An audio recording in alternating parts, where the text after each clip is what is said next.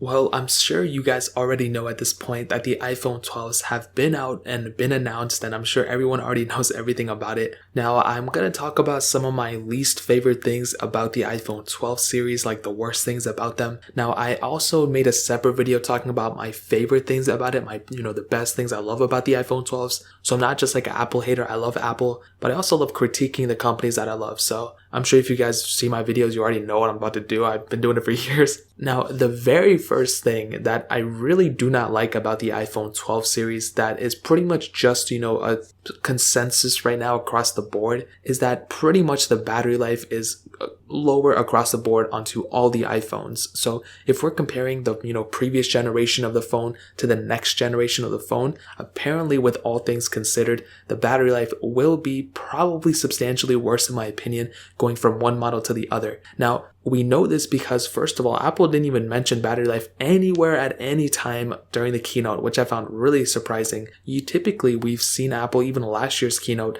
they mentioned, battery life has improved. They mentioned it, I think, on almost every single MacBook keynote. They increase the battery size or same great battery life or whatever. They didn't even say that during this specific keynote, which was very surprising. They just had it on like a little overview pamphlet thing on the top bottom corner. It said great battery life, but even then it still didn't say like the same battery life or anything. So that was something that was very surprising to me. I was not expecting Apple to actually go and just not talk about battery life at all. We've seen that before. I mean, with phones like the SE2 and stuff, we're expecting it not to be that great, but it's very weird when you have, a predecessor of a device getting better battery life or just being better than the next generation of the device. That makes you think, like, what are you paying more money for? Are you just paying more money for a better camera or a better looking phone? I want it to perform better overall. And I've used this example so many times and it just seems like it clicks the most with people. Imagine if Apple this year, right? And they said, oh, this year's iPhones are slower than last year's iPhones. Or if they said we're bringing back the bezels on our phones, or the cameras this year are way worse than last year. Imagine if Apple said something like that. Would you be okay with that? I'm pretty sure everyone would not be okay with that. Everyone would hate that. But for some reason with battery life, if Apple says, or if they don't even talk about it, it just seems like everyone doesn't care that much, which is very weird. I don't know why. It just seems like, and it's not just people, it's these companies. Samsung does it, LG has done it, and now look at where they are, and OnePlus does it too a little bit. And it's not even just, phones, it's like cameras and all these other things. It's like battery life is one of those things they can never just consistently improve over time. They can make software improvements and, chipset improvements, but the best and biggest thing that helps in this specific area would always be the battery size. I've been saying it for so long. The bigger the battery size, naturally, the better the battery life, especially on a phone that's as optimized as iPhones are with iOS.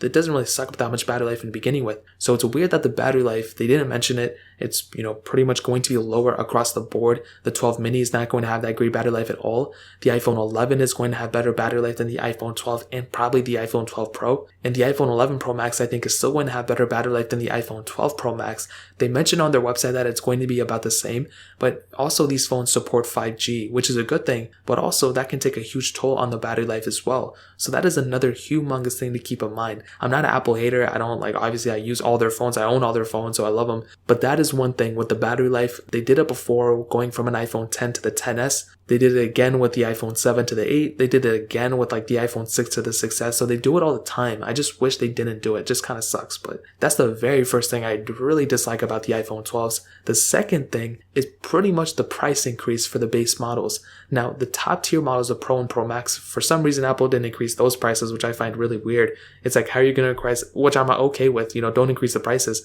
But I found that to be extremely interesting. However, on the iPhone 12 and the iPhone 12 mini, they actually technically increase the prices, whether people believe it or not. It's first of all not $699 to pick it up for the unlocked model, it's $729, but also that iPhone 12 mini, the base model, is not the successor to the iPhone 11 like I've stated. Before, that 6.1 inch iPhone cost $699. Now that 6.1 inch iPhone costs like $829. Like, how did they go from $699 to $829? That is crazy. That is over $130 including taxes and everything, because if you think about it, the iPhone 11 does not cost $699 anymore. It costs like $599 brand new. But on top of that, it doesn't even come with the earpods and the charging brick inside of it, which the iPhone 11 came with. Now, based on Apple's website, I think you can pick up the charging brick for like $10 or $15. The earpods are like $20, so like there's like a $30 increase right there. So again, over like $100 and something just to pick up the same phone, and that is crazy. And it comes with less accessories than the year before. I'm okay with that, but just don't increase the price on us like that. Like that was something I saw and I was really shocked about, because I saw the 12 mini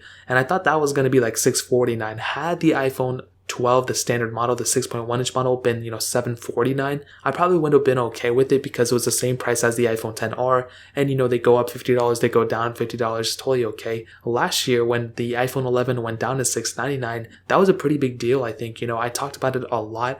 It was a really big deal in my opinion, because they made a better phone but at a lower price tag. And with the iPhone 12, they really did the opposite. They took out accessories and they increased the price on us by at least $100, but definitely more than $100 when you factor in, the SIM unlocked model and also the T-Mobile and Sprint models as well. So that was something that was really shocking. But also, I want to hit on them removing the charger and the earpods. I think, it's a good thing if they want to do it for environmental reasons or whatever. Like, I totally see that. I think that's very good. I mean, they did it for the Apple Watch, and it really wasn't that big of a deal. Like, I bought the Apple Watch SE, I bought Series 6, I compared them, reviewed them, all that stuff. I didn't really care that much. I don't even think I mentioned it in the review. I barely even remembered until they reminded us. But they also didn't go and like ball out on the price and increase it like crazy. And it's not like they made like a Apple Watch Series 6 that had a way worse battery life or anything. As far as I know, it's pretty much the same battery life as a Series 5. But when you factor in everything that Apple did during this keynote, it was just very weird in my opinion. I feel like they could have done way better in terms of being way more transparent. And had they just at least like kept around the same price tag, they don't have to keep the same price tag, but if they kept it at like $799 and it was $799 across the board and not $829 on some models, or if it was $749, I think that would have been a really great device price to pay for this. Of course you're paying more, but at the same time, you were kind of getting more with an iPhone 11. You were getting the charging brick, you were getting the earpods, whether people use them or not. Those are added costs, and it kind of feels good when you go ahead and unbox your iPhone. So that is something that's very interesting. I wonder how a majority of people are going to feel about that. But those are just a couple of things that I don't really like about the iPhone 12 series. Again, it's not really about the phone themselves. So luckily the phones are actually pretty decent. It's mostly everything surrounding the phones. The lack of transparency from Apple, in my opinion, the price increases for the base models, the removal of the AirPods and the charging brick, and on top of that, the decrease in battery life. That is something that I really dislike, and time again, we've seen it over and over and over again from Apple. I'm not a big fan of it, but it is what it is. There's really nothing we can do about it. All we can hope is to pray for the iPhone 13s or the iPhone 12s to hopefully bring, a bigger battery. That's all I really want. But I guess I'll go and keep an iPhone 11 Pro or 11 Pro Max for another year. I guess we'll see what happens, but that's really pretty much it. If you guys have any other questions or anything, let me know in the comment section below. Hit the like button, that would mean so much, but definitely hit that subscribe button. Every single subscriber that we get really does count, so it means so much if you guys can hit that. Also check out the other links down in the description as well. My Twitter, my Instagram, my second channel. More importantly than everything else, I love every single one of you guys. Hopefully I'll catch you guys in the next video. Peace out till then.